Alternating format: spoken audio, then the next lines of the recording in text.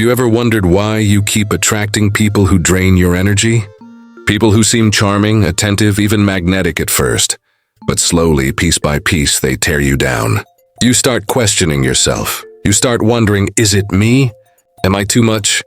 Or not enough? If that sounds familiar, then you're probably an empath. And the person who hurt you, chances are they were a narcissist. But this isn't a coincidence. There's a reason your light keeps drawing in their darkness. And once you understand it, everything begins to make sense. Not just why it happens, but how to stop it from happening again. Part 1. The Empath's Light.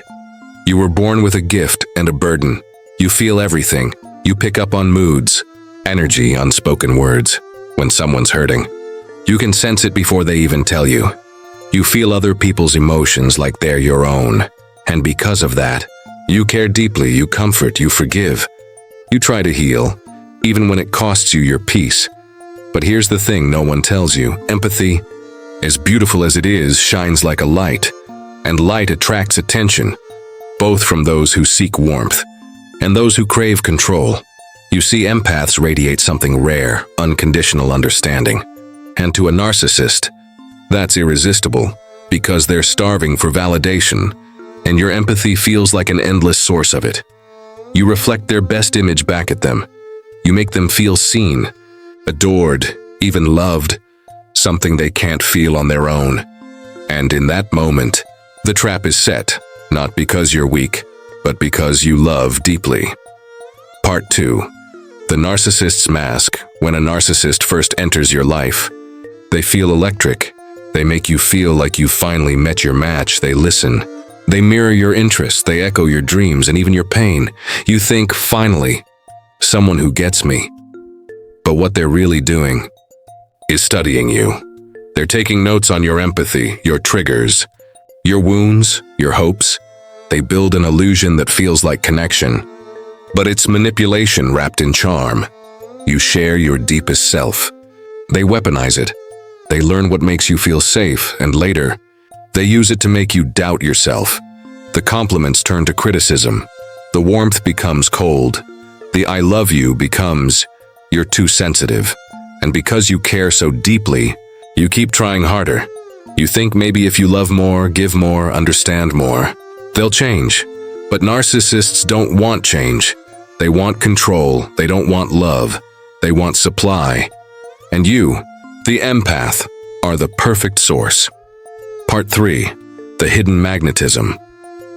So why are empaths and narcissists drawn to each other? Because energetically, they complete each other's unhealed patterns. The empath's subconscious says, if I can heal them, I can finally prove my worth. The narcissist's subconscious says, if I can control them, I'll finally feel powerful. It's the giver and the taker, the healer and the wounded ego, the listener and the performer. This dynamic feels intoxicating. At first, like destiny, but it's not destiny. It's a wound trying to rewrite itself. Your nervous system mistakes intensity for intimacy. You confuse chaos for passion. The highs and lows, the affection and the withdrawal become an emotional addiction. You keep waiting for the person you met at the beginning to return, not realizing that person was a mask, designed just for you. And every time you forgive, every time you justify, you feed the cycle that keeps you trapped. Part 4. The cracks in the illusion. Eventually, something shifts. You start to feel drained. You stop recognizing yourself. Your joy becomes smaller. Your peace disappears. You begin to realize that love shouldn't hurt this much. It shouldn't feel like you're constantly walking on eggshells. You shouldn't have to explain why you deserve respect, but still, you hesitate to leave because you see the wounded child inside them. You see their pain, their potential, their story. You think, if I just love them harder, they'll heal. But here's the truth. You can't heal someone who refuses to see their own wounds, and no amount of love can fill a void that rejects it. The empath gives until they're empty. The narcissist takes until there's nothing left to take. And when the empath collapses, the narcissist moves on, leaving confusion, guilt, and silence behind. But you need to know this. You are not crazy. You are not too emotional. You are not broken. You are simply loving someone incapable of love. Part 5. Breaking the cycle, the moment of awakening, comes quietly. One day, you realize that your empathy doesn't have to be your weakness. It can be your power. You start to see patterns instead of promises. You start to notice red flags instead of excuses. And for the first time, you ask, "What about me?" That question is the beginning of healing. You begin to rebuild boundaries, and this time, you don't apologize for them. You learn that saying no doesn't make you unkind. You learn that protecting your peace isn't selfish. It's sacred. You stop chasing closure and start giving it to yourself. You stop explaining your worth and start living it. It's not easy. Breaking a trauma bond feels like detox. You'll miss them. Even though they hurt you, you'll crave their validation, even though it was poison. But every time you choose yourself, the bond weakens. And eventually, it breaks. Part 6, the transformation now. Imagine your empathy as light, a golden flame inside your chest. It's warm, bright and healing, but for years it burned without protection. Now, it's surrounded by a crystal barrier. Your light still shines, but only for those who deserve to stand in its glow. You no longer attract narcissists. You recognize them. You sense the manipulation before it begins. You no longer chase approval. You embody self-respect. Your empathy has evolved. It's no longer a leash. It's a shield. And that's your power. You were never too sensitive, where you were tuned in. You were never too giving. You were generous of spirit. You were never naive. You were hopeful. But now, you're wise. And wisdom transforms empathy from a wound into a weapon of light. Part 7. The truth about empaths and narcissists. Empaths and narcissists are both born from pain. One learned to feel everything to stay safe.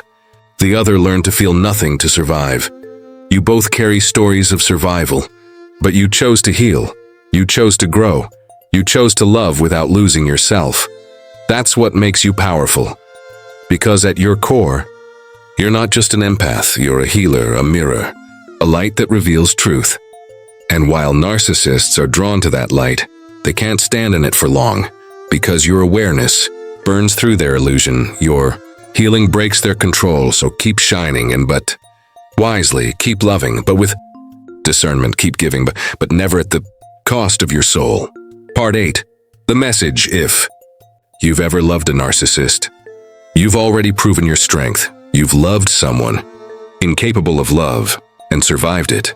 Now it's time to turn that love inward, because the real lesson isn't that you attract narcissists. It's that your heart is powerful enough to change the pattern. And when you finally choose yourself, you'll realize something extraordinary. You were never meant to fix them. You were meant to awaken yourself. Your empathy is not a curse, it's your compass. It guides you, but only when you let it lead you back home. If this message resonated with you, share it with someone who needs this truth. And in the comments, tell me one boundary you're setting for yourself, starting today. Because healing begins the moment you stop apologizing for your light and start protecting it instead.